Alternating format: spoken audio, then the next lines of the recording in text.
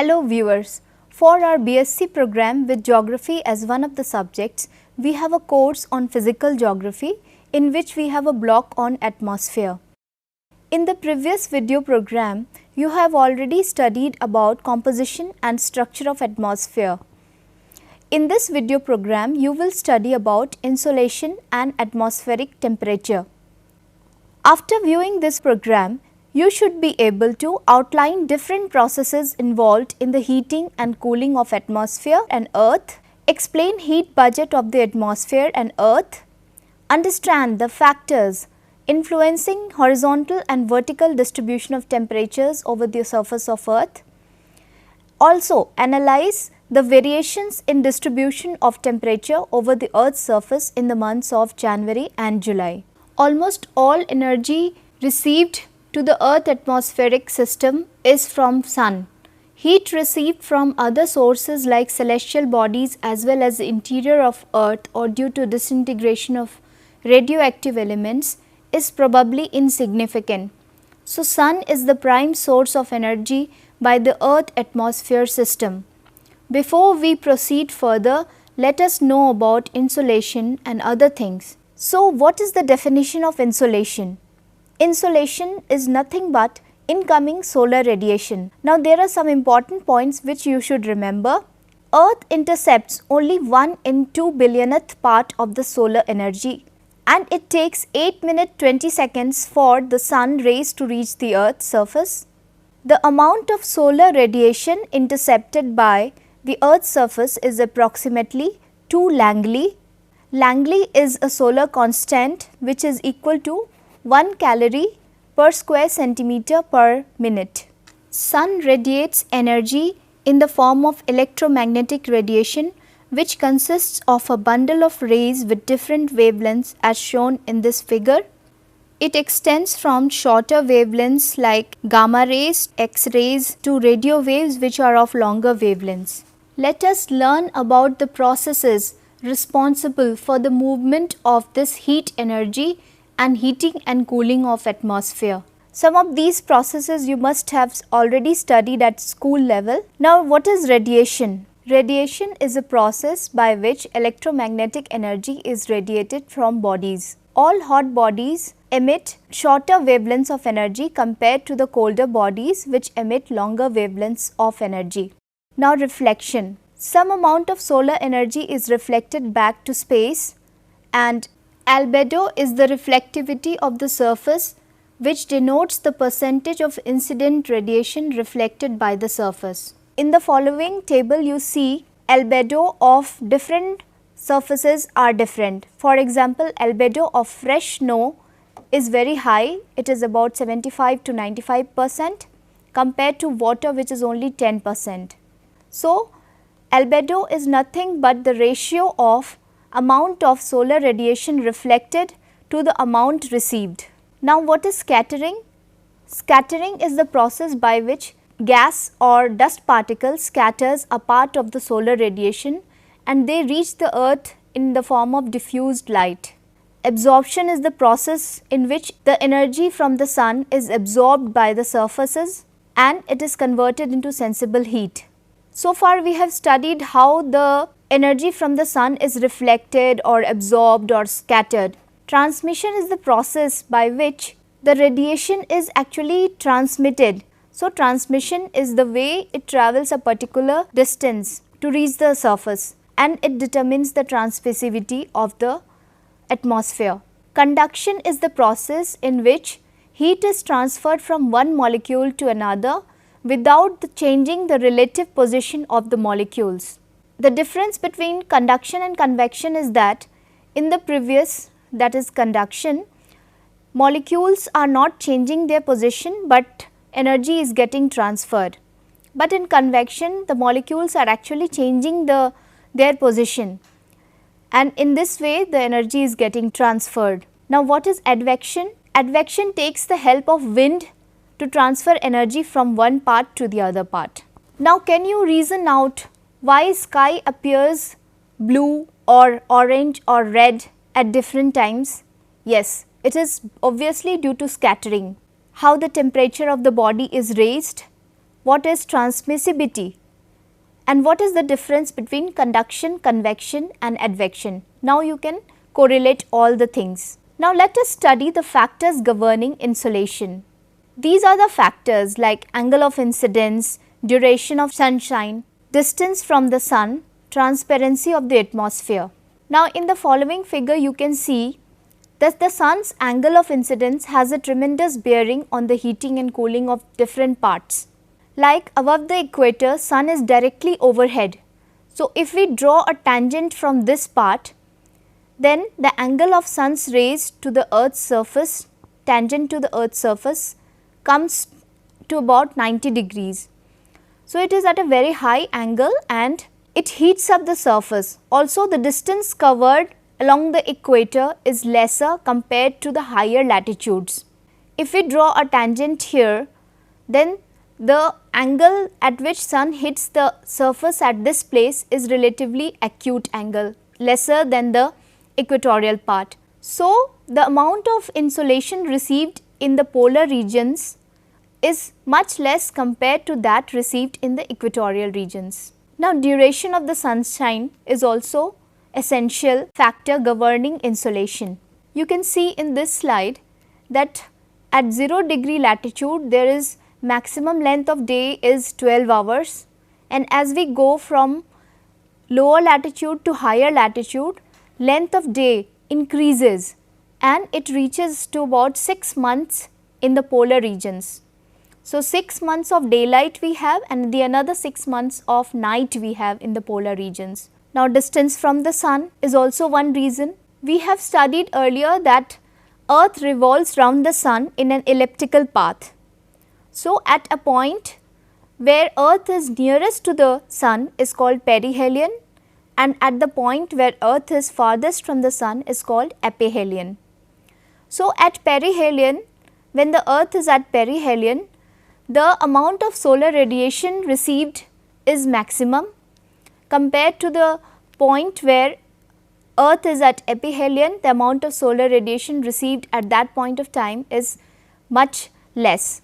Now transparency of the atmosphere also has a tremendous bearing on the amount of solar radiation received. We already know that earth's atmosphere consists of several gases and dust particles, also solid and liquid particles which are in the form of suspended aerosols. So all these reflect the solar radiation and affect the amount of radiation received on the earth's surface.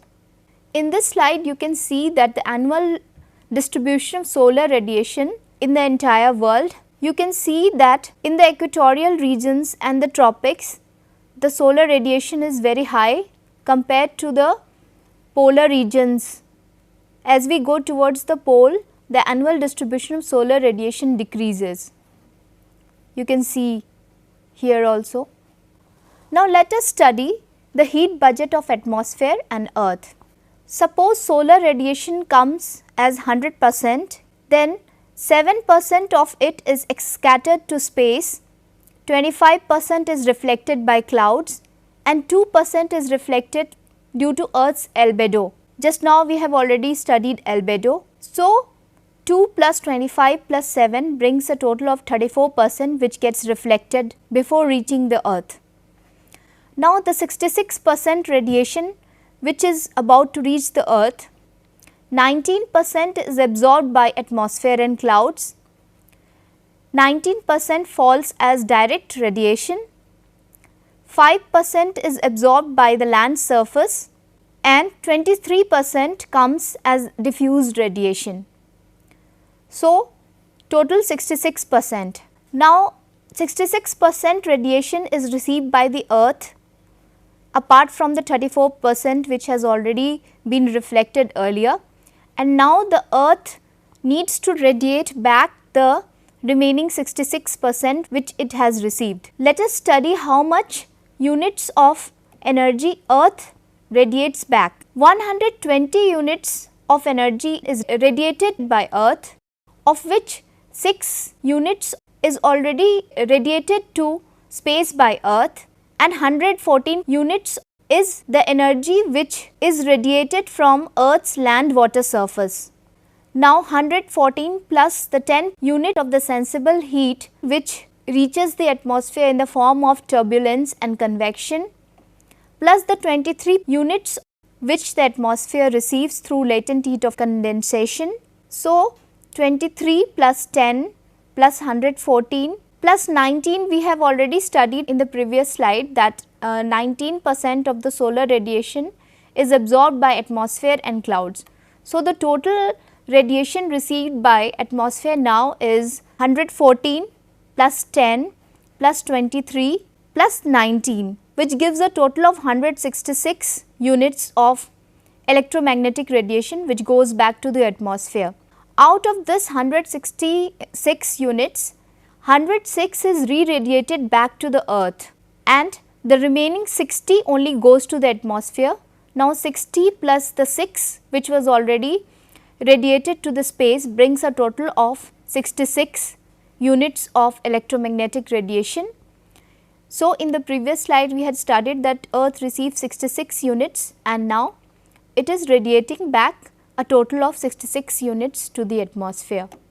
So, this is the heat budget of the atmosphere and earth. Now, let us study surface air temperature. Can you give the difference between heat and temperature? To a layman, these two terms would be just like synonyms, but heat is a form of energy while temperature is just the degree of hotness or coldness or the degree or intensity of heat. Celsius scale is used to measure temperature. 6's maximum and minimum thermometer is used to measure the maximum and minimum temperatures of the day, and for meteorological purposes Rutherford maximum and Rutherford minimum thermometer are used, and this is one important formula which you must have studied at earlier levels also. C by 5 is equals to F minus 32 by 9. So, if the temperature is given in centigrade, you can find out the Fahrenheit temperature with the help of this formula and vice versa. Before studying surface air temperature, we should be knowing these things. Now, this is a figure of 6's thermometer. You can see it is U-shaped. The U-shaped part is filled with mercury. Rod here is filled with liquid alcohol, and this part is having a vacuum here, and the calibrations are in a manner that this part will give the maximum temperature and this part will give the minimum temperature, and these are the two meniscus. When the temperature rises, alcohol expands and mercury rises in this part, and when it rises the meniscus reaches a maximum when the maximum temperature is attained and it stays here. And the similar way, when it contracts, the meniscus reaches a maximum of lower temperature at this part and it stays here. So, in this way in 24 hours we can find the maximum and minimum temperature attained in a day. Now, let us study about mean temperatures. Mean daily temperature is the average of daily maximum and the minimum temperatures in 24 hours. Mean monthly maximum temperature is the average of maximum temperatures attained during each day of the month. Similarly, mean monthly minimum temperature is also the average of minimum temperatures attained in all the days of a month. Mean annual maximum temperature is the average of maximum temperatures attained in all the 12 months. In this way, mean annual minimum temperatures also. Maximum temperature is recorded around 2 p.m. to 4 p.m. but the insolation of sun is highest at around 12 p.m. But why comes the maximum temperature is recorded? It takes time to record the maximum temperature, like it comes highest in 2 p.m. to 4 p.m. because some amount of time is needed to convert the energy to heat. So, this is also called the lag of temperature. Similarly, lowest temperature is also recorded at about 4 to 5 am. Now, let us understand the ranges of temperature. Difference between maximum and minimum temperatures of a day is called the daily range of temperature. Similarly, difference of monthly maximum and monthly minimum is called the monthly range of temperature. Difference between annual maximum and annual minimum is called the annual range of temperature. Now, let us also understand about isotherms. The word iso means same and therms means temperature. So, isotherms are imaginary lines drawn on the map connecting places of the same temperature reduced to the mean sea level. Now, what are the factors affecting horizontal distribution of temperature on the earth? These are the factors like latitude, altitude, distribution of land and water, ocean currents, winds, clouds, relief features. We have studied already these things at lower levels. Still, I will go in brief. How is latitude responsible for the horizontal distribution of temperature? We know that the solar radiation is maximum along the equatorial regions and it decreases as we move away from the equator.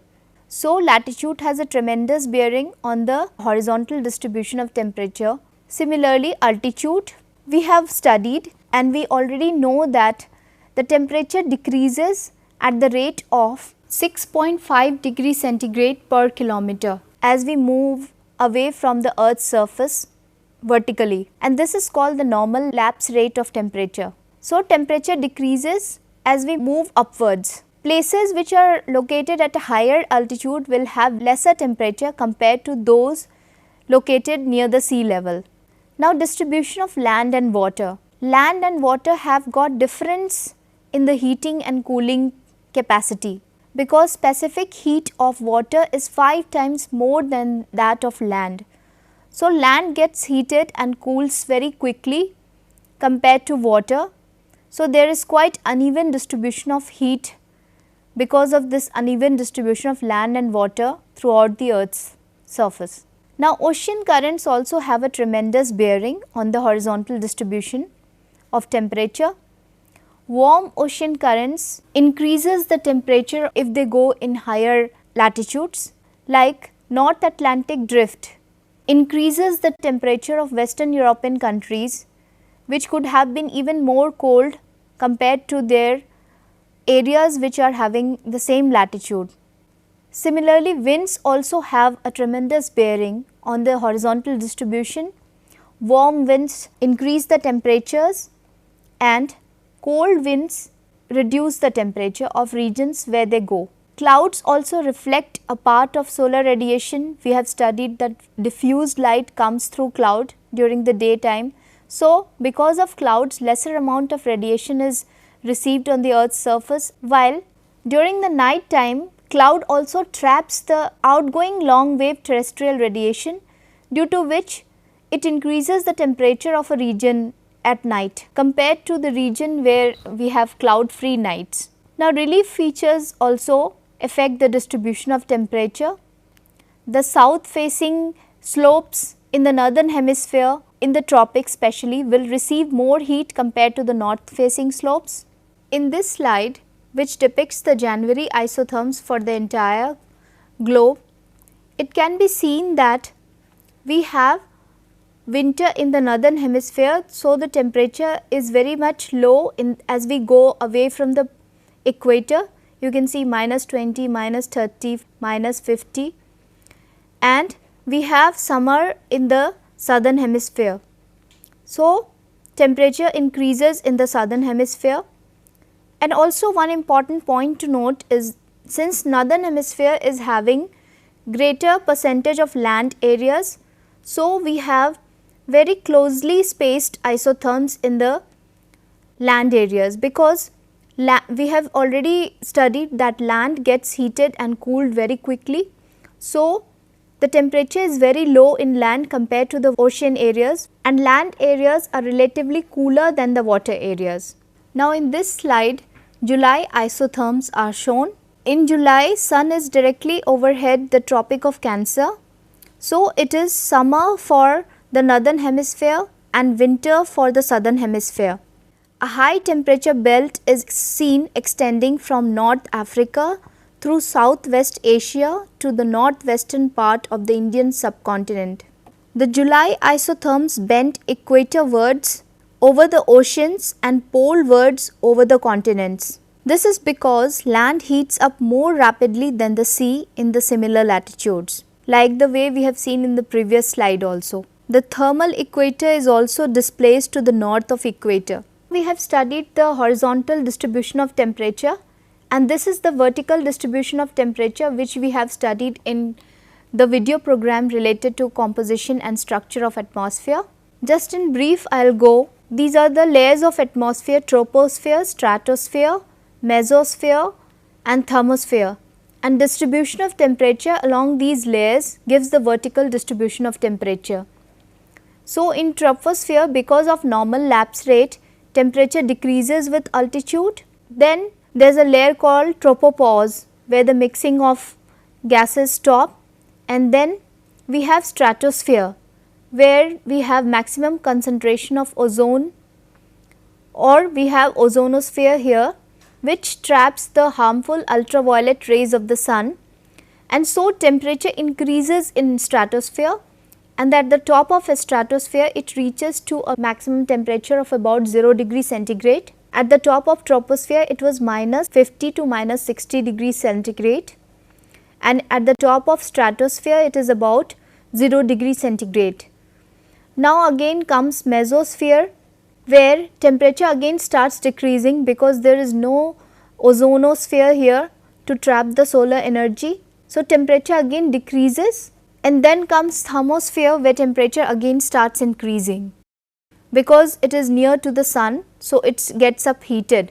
At the top of thermosphere temperature even reaches about 2000 degrees centigrade, but this temperature cannot be recorded in a thermometer, and it is mainly related to the kinetic energy of the molecules present here because air density is very low in this layer. And then comes the exosphere where the temperature even increases to about 5000 degrees centigrade. So, this is the vertical distribution of temperature. So, in this video program we have studied about insolation and atmospheric temperature and the factors affecting insolation, the heat budget of the atmosphere and earth, factors affecting the horizontal and vertical distribution of temperature. If you still have any queries related to this, you can contact me at satyaraj@ignou.ac.in. Thank you.